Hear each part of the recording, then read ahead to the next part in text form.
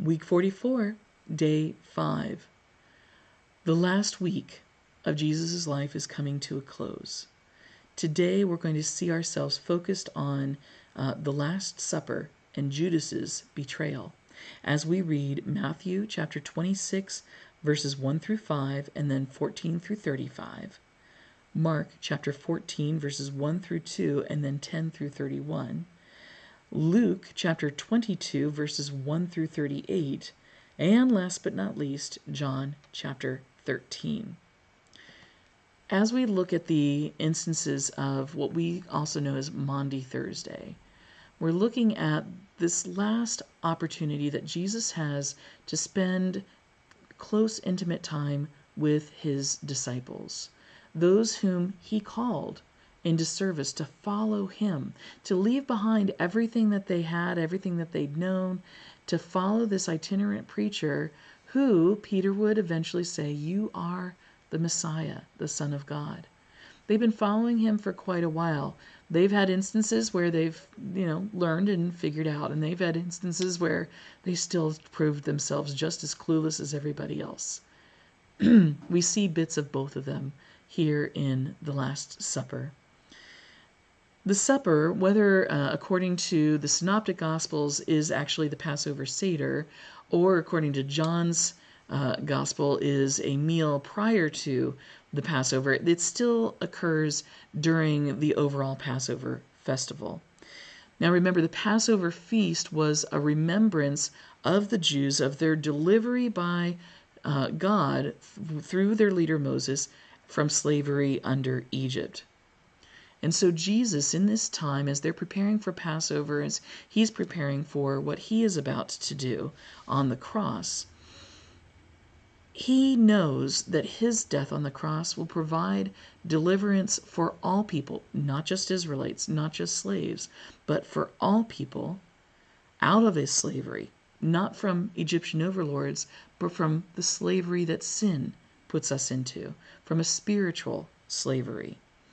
And so he demonstrates to his disciples in this last night when he's trying to cram in those last lessons that he wants them to get before he's no longer able because he's dead. He's trying to fit in that last thing. And in the midst of this, I said, they remain clueless at times. They're arguing over who is going to be the best, who's going to be the greatest. And part of that is because of the way that they're seated at a table where they're eating this meal. Table manners have changed over 2,000 years. But the place where someone sat at the table had significance as far as their importance. And so those who sat on one side of the table were deemed less important than those who sat on the other side, and so forth. And so there'd been this argument, who was the greatest? Where were people supposed to sit? Ultimately, Jesus places Judas, the one who will betray him, at his left side, giving him the place of highest honor. And so we remember that the status quo is going to be put on its head and turned upside down, that the first shall be last and the last shall be first. But Jesus ultimately, in order to quell that argument, he stands up, and according to John, he wraps a towel around his waist, and he takes the role of the lowest slave and washes the feet of those who are there.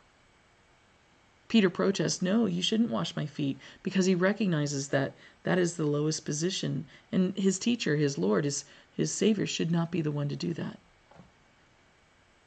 And Jesus says, I need to do this. I need to demonstrate what sacrificial love really is, so that you will know it and you'll be able to do it and model it for others. When we look at the life of Christ, do we see someone who's given us a great gift and we thank him for that?